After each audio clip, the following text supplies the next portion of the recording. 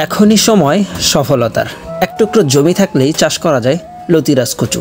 প্রাপ্তবয়স্ক চারা এবং উপযুক্ত পরিচর্যা এটাই ভাগ্য বদল করে দিতে পারে লতি চাষের।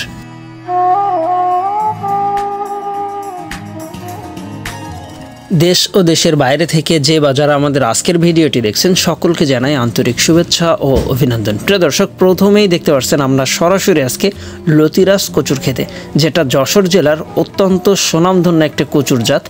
সাধারণত লতি কচু চাষের সবচাইতে উপযুক্ত জাতটাই হলো যশোরের লতিরাজ কচু।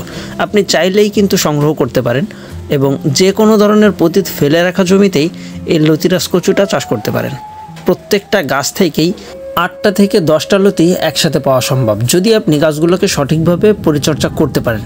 তবে লতিরাজ কচু চাষ করে অনেক চাষিরা আছে যারা চরম ক্ষতির সম্মুখীন, আর সেটার প্রধান কারণ হলো নতুন চারা সংগ্রহ করা। অর্থাৎ লতিরাজ কচু চাষ করতে গেলে অবশ্যই আপনাকে পুরাতন জমির চারাটা সংগ্রহ করতে হবে।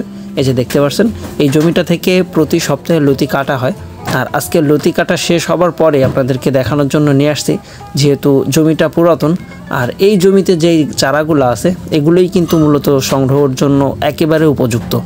কারণ একটা জমির বয়স যখন 5 থেকে 7 মাস হয়, সেই জমি থেকে উৎপাদিত যেই চারাগুলো, এই চারাগুলাই কিন্তু রোপণের মাত্র 64 থেকে 65 দিনের মাথায় আপনি প্রথম চালানের লতিগুলো কাটতে পারবেন। দেখেন, লতিরাজ কচুর মূলত প্রত্যেকটা লতি থেকে চারা বের হয় যদি লতিগুলা ঠিক সেভাবে কাটা হয়। এই যে দেখেন, আমরা কিন্তু লতিগুলার ঠিক সেভাবেই কাটি, যেভাবে কাটলে একটা লতির গোড়া থেকে আবার লতিও আসে, এমনকি গাছও আসে। এই যে দেখেন, একেবারেই নতুন যেই চারাগুলো, সেই চারাগুলোকে ট্রিটমেন্ট করার আগের অবস্থা। অর্থাৎ আপনার নতুন জমিনে এই চারাগুলো রোপণ করার মাত্র 64 থেকে 65 দিনের ভিতরেই প্রথম চালানের লতিটা কাটতে পারবেন।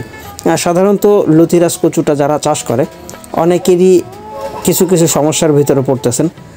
কারোর বা গাছের গোড়া পচে যাচ্ছে, কারোর গাছের যে পাতাগুলা সেগুলো হলুদ হয়ে যাচ্ছে। তাই এই ধরনের যাবতীয় তথ্য এবং পরামর্শের জন্য অবশ্যই আমাদের ভিডিও স্ক্রিনে দেওয়া নম্বরে যোগাযোগ করতে পারেন।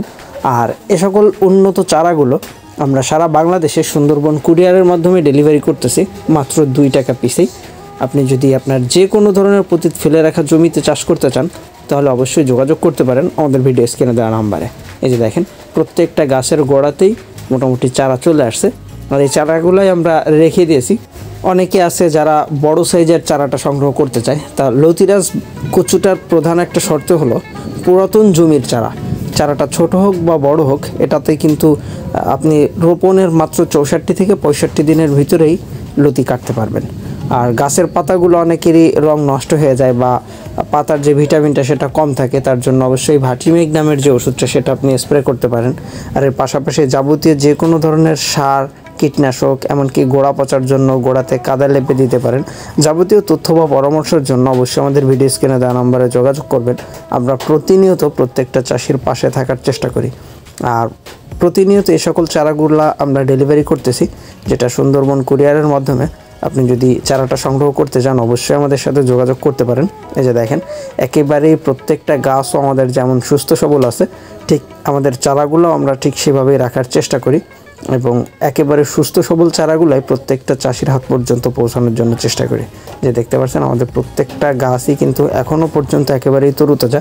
যেহেতু বর্ষার মৌসুম, তাই আর দেরি না করে এখনই যোগাযোগ করুন। সবাই ভালো থাকবেন। আল্লাহ হাফেজ।